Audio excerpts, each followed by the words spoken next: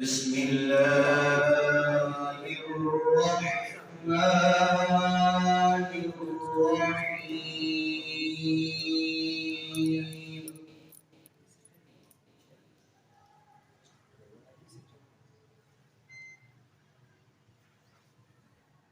ألم تر كيف فعل ربك بأصحاب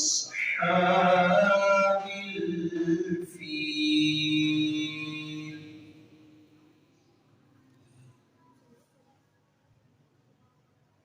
ألم يجعل كيدهم في تضليل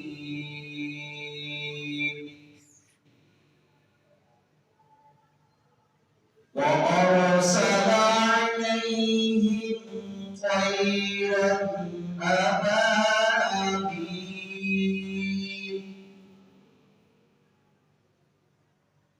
ترميهم بحجارة من سجيل فجعلهم كعصف مأكول.